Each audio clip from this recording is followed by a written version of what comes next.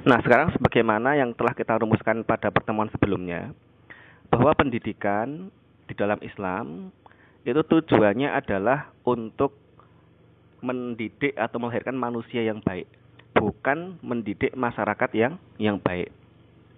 Maka di dalam pengembangan universitas berbeda orientasinya. Tujuan pendidikan di dalam universitas Islam itu seharusnya berorientasi untuk melahirkan manusia yang baik, bukan melahirkan manusia yang bisa menjadi masyarakat yang baik, padahal masyarakatnya sendiri juga belum tentu baik, gitu loh ya. Bedanya tahu ya ini ya. Ya. Jadi kalau kita melihat pada falsafah yang kedua, pendidikan tinggi menjadi miniatur dari masyarakat yang digagas oleh seorang filsuf yang bernama John Dewey. John Dewey itu nulisnya D-E-W-E-Y ya, bukan pakai J, bacanya J, John Dewey. Gitu ya.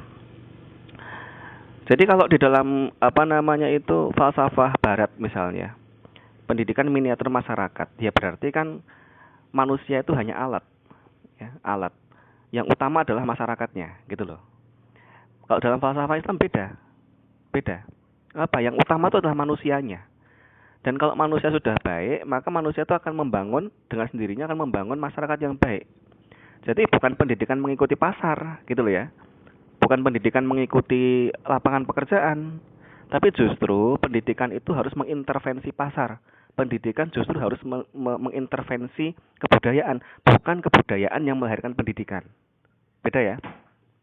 Kalau pada falsafah yang kedua, pendidikan adalah miniatur masyarakat, itu artinya institusi pendidikan itu dijadikan sebagai pabrik untuk memproduksi tenaga-tenaga kerja, bukan untuk memproduksi manusia yang berkualitas, bukan untuk memproduksi ilmu pengetahuan. Padahal kan institusi pendidikan tinggi seharusnya menjadi sumber atau menjadi pusat lahirnya ilmu pengetahuan, gitu kan.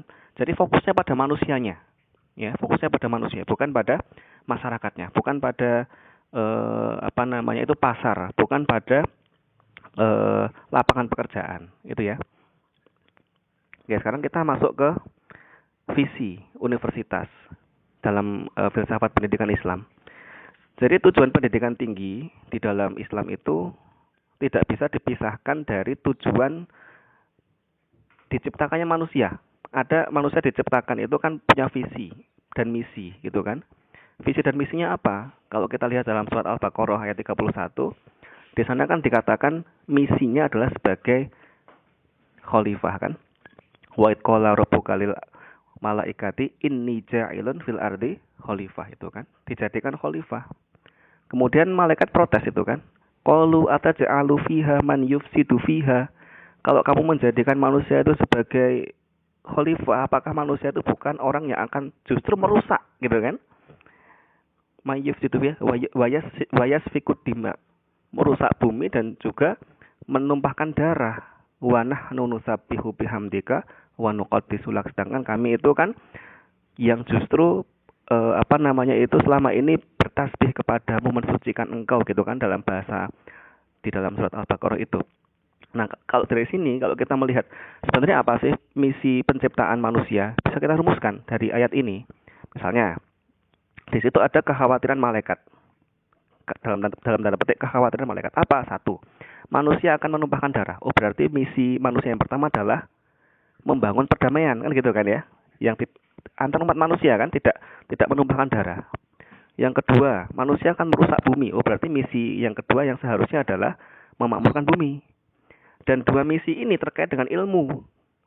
Memakmurkan bumi butuh instrumen ilmu, menciptakan perdamaian antar umat manusia juga membutuhkan instrumen ilmu. Dan yang ketiga, wa nahnu nuqaddisu bihamdika wa nusabbihu lak. Oh, berarti misi yang ketiga adalah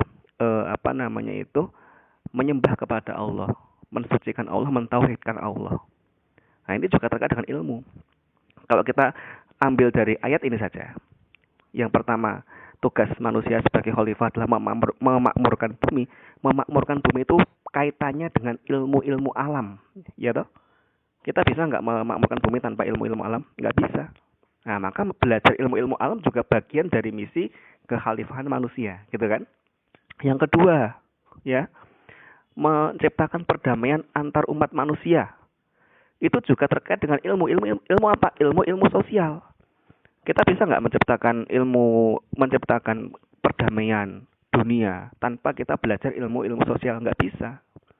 Nah, yang ketiga itu kaitannya dengan ilmu agama, ya toh. Jadi kalau kita berangkat dari ayat ini aja, kita sebenarnya bisa merumuskan bagaimana sih sebenarnya format ideal dari Universitas Islam itu bagaimana, konsep keilmuannya bagaimana, manajemen kelembagaannya bagaimana. Itu bisa kita rumuskan dari ayat ini. Nah, jadi tugas kalian sebagai mahasiswa manajemen pendidikan Islam seharusnya bisa merumuskan satu falsafah yang mendasar kelembagaan Islam berdasarkan pada teks-teks utama di dalam Islam. Kalau saya memberikan tawaran konseptual, yaitu bisa dirumuskan dari Al-Baqarah ayat 31 yang tentang penciptaan manusia sebagai khalifah itu tadi.